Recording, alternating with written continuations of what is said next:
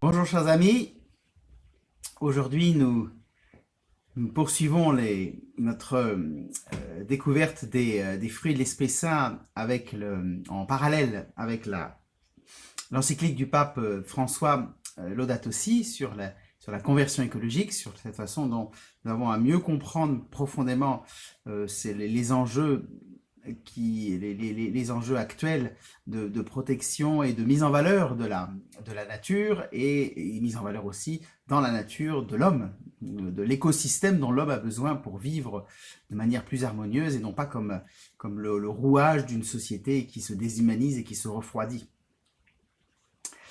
Et vous savez que le pape François a pris un peu comme saint patron de sa lettre, ou comme représentation d'une certaine manière, à la fois de sa lettre et même d'une certaine manière de son pontificat, saint François d'Assise. Et donc il le cite dans l'introduction de Laudato Si, et il parle de saint François d'Assise comme celui qui finalement est par excellence celui qui est rempli de bonté. Il y a quelque chose d'une très grande bonté dans saint François d'Assise, ce qui nous permet de mieux comprendre justement ce qu'est ce fruit très particulier de l'Esprit Saint qui est la bonté. La bonté, c'est pas un sentiment de bienveillance ou une façon d'être attentif aux autres. La bonté, c'est reconnaître ce qui est bon en moi et autour de moi. Ce qui fait dire au pape, effectivement, que saint François est particulièrement rempli de bonté parce qu'il rend grâce pour toutes les choses qui sont belles et bonnes. Vous savez qu'en hébreu, comme en grec d'ailleurs, beau et bon, en fait, c'est le même mot.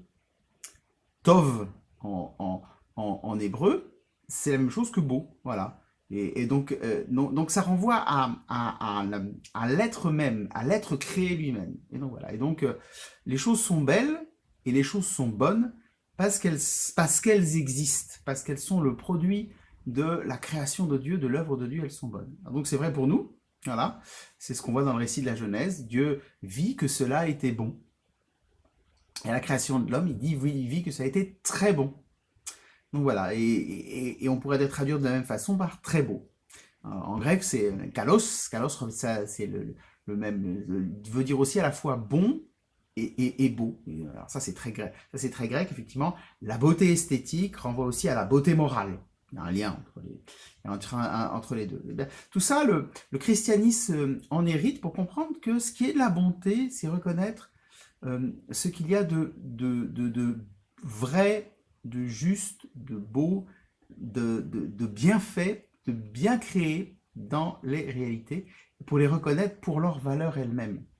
Voilà, ce qui fait dire justement au pape, en voyant saint François, à quel point finalement il se réjouit de toutes choses et il découvre, il prêche aux oiseaux, et il se réjouit du frère soleil, parce que en toute chose, il voit les créatures comme venant de Dieu et donc belles et bonnes. Et donc on a peut-être un moment tout à fait unique dans l'histoire de l'Occident où à la fois la technique et la puissance de création de l'homme va augmenter de manière étonnante. On est au tout début de la Renaissance.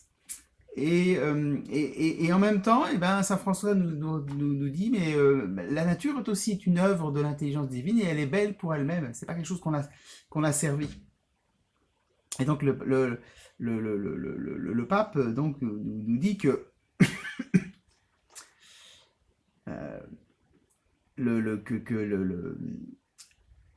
je cherche la ligne de saint François, fidèle à l'écriture, nous propose de reconnaître la nature comme un splendide livre dans lequel Dieu nous parle et nous révèle quelque chose de sa beauté et de sa bonté. Et le pape cite, voilà, le livre de la sagesse, la grandeur et la beauté des créatures font contempler par analogie leur auteur. Voilà, c'est pourquoi, voilà, donc saint François d'Assise demandait qu'au couvent, on laisse toujours une partie du jardin sans la cultiver, pour qu'y croissent les herbes sauvages, de sorte que ceux qui les admirent puissent élever leur pensée vers Dieu, auteur de tant de beauté, et donc de bonté, puisque c'est pareil. Le monde est plus qu'un problème à résoudre, il est un mystère joyeux que nous contemplons dans la joie et la louange. Donc quand je découvre la bonté intrinsèque des choses, la bonté intérieure des choses qui sont l'œuvre de Dieu, plus j'ai envie déjà de me réjouir de ce qu'elles existent, et puis de me dire qu'est-ce que je peux faire pour les protéger et les aider à croître dans leur être, dans leur bonté, dans leur beauté. Voilà, c'est un être, la création, ça aussi c'est le fruit de la réflexion sur la genèse de l'Église. La création est une création en devenir, elle n'est pas achevée. La création est en croissance, et donc une partie de la mission de l'homme, c'est d'aider la création à arriver à accomplir sa vocation, à accomplir ce pourquoi elle est faite. Voilà, et en collaborant à ça, voilà, l'homme, d'une certaine manière, augmente toutes les potentialités de la nature en l'aidant à accomplir ce pourquoi elle est faite. Voilà. Et d'une certaine manière, voilà, les animaux domestiques que nous avons, que nous avons mis en POF, que nous avons sélectionnés, etc., et bien d'une certaine manière, leur vocation devient ainsi de participer à la création et d'apporter des choses bonnes au monde, même si c'est quelquefois dans le fait qu'on les mange. Et voilà, mais voilà, c'est une façon pour nous d'accomplir la vocation de la création qui est la totalité de la création qui est pour l'homme et l'homme pour Dieu. Et donc ainsi l'homme est ainsi le berger de la bonté de Dieu, c'est un vrai responsable, l'éducateur et le berger de la bonté de Dieu qui guide la création vers la plénitude de ce qu'elle a à être. C'est le moment où la création s'achève complètement dans le Christ. Et voilà. Et ça se discerne dans la bonté des créatures, et la bonté nous appelle à faire quelque chose pour elle, pour l'aider justement à se développer et à faire advenir sa vocation propre. Et non pas à l'utiliser pour mon intérêt propre. Là, je cherche à découvrir pourquoi est destinée la création, et je travaille à l'aider à grandir là-dedans. Et non pas je la tords pour mon intérêt propre. Je l'utilise même contre sa nature même, dans son intérêt propre. Et donc voilà. Et donc, voilà, un exemple très simple, ça s'est passé, ça remonte un peu maintenant à quelques années, ce qu'on appelle le scandale de la vache folle. Et bien la vache, sa vocation, c'est de manger de l'herbe. C'est d'être dans un pré pour faire une belle viande, pour faire du bon lait, pour qu'on puisse boire du bon lait et qu'on puisse manger de la bonne viande. Bon. Eh bien, on avait dénaturé ça en donnant aux vaches du mouton qui était pilé. Alors, ça faisait des protéines, c'est sûr, mais enfin, ça faisait de la vache une carnivore, ce qu'elle n'est pas par nature. Donc voilà, on avait détruit, on avait transformé, gauchi sa nature même pour le profit de l'homme. Voilà. Or, voilà, il est bon que la vache grandisse dans un pré, qu'elle puisse se développer, etc., pour qu'elle vive sa vie de vache, pour que, voilà, ultimement, sa vocation est de finir dans nos assiettes. Mais c'est une belle vocation. Voilà. Et l'homme travaille à ça. Et là, ça. Et c'est, voilà. Le pape cite aussi, ainsi, à propos de la bonté de la création, il cite, parlant ainsi de saint François d'Assise, que l'harmonie que vivait saint François d'Assise avec toutes les créatures a été interprétée comme une guérison de la rupture entre l'homme et la nature. Cette façon dont finalement l'homme capte la nature pour lui, et non pas pour en faire une œuvre qui chante Dieu, une œuvre qui est à la gloire de Dieu. Et saint Bonaventure, donc, qui est un disciple de saint François d'Assise, disait que par la réconciliation universelle avec toutes les créatures, d'une certaine manière, François retournait à l'état d'innocence, à cet état où l'homme était ainsi né dans la main de Dieu, dans le jardin originel. Loin de ce modèle, le péché aujourd'hui se manifeste avec toute sa force de destruction dans les guerres, sous diverses formes de violence, de maltraitance, dans l'abandon des plus fragiles, dans des agressions contre la nature.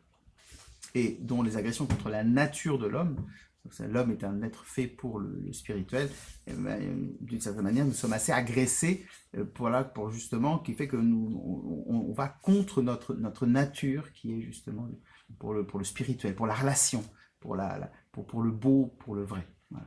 Et il y a aussi une œuvre écologique à essayer de redonner à l'homme ce qui est essentiel à sa vie. Ça fait partie aussi de l'écologie. Je vais conclure en recitant ce que le pape donne, qui est un exemple du catéchisme de l'Église catholique, qui justement permet de bien positionner à la fois ce rôle de l'homme comme berger de la création, mais le berger n'est pas le bourreau, ni le garde-chourme, celui qui est le geôlier de la création. Il est là comme pédagogue et donc pour faire advenir et pour guider, soutenir et pour que la création avance et croisse dans sa vocation de rendre gloire à Dieu, puisque la totalité de la création n'a pas d'autre vocation que de chanter la gloire de Dieu. Et donc le péché vient détruire ça, l'homme détruit ça, et pour revenir, pour faire de la création pour son propre usage. Et donc le pape cite le catéchisme de l'Église catholique. Chaque créature possède sa bonté et sa perfection propre. Les différentes créatures, voulues en leur être propre, reflètent chacune à sa façon un rayon de la sagesse et de la bonté infinie de Dieu. C'est pour cela que l'homme doit respecter la bonté propre de chaque créature pour éviter un usage désordonné des choses. Toutes les choses qu'a créées Dieu sont bonnes, toutes, mais il faut en user avec sagesse et pour ce quoi elles sont faites, vers quel but. Voilà. Et pour ça, nous commençons par contempler et nous réjouir de la bonté des choses, de ce qu'elles sont bonnes. Et à commencer déjà dans la bonté qui est en nous-mêmes. Voilà, de cette façon, nous sommes à l'image et à la ressemblance de Dieu, et qui est pour nous une occasion d'action de grâce qui nous fait découvrir la beauté et la bonté intérieure que nous portons. Voilà, que le Seigneur Tout-Puissant vous bénisse, et je vous dis à demain.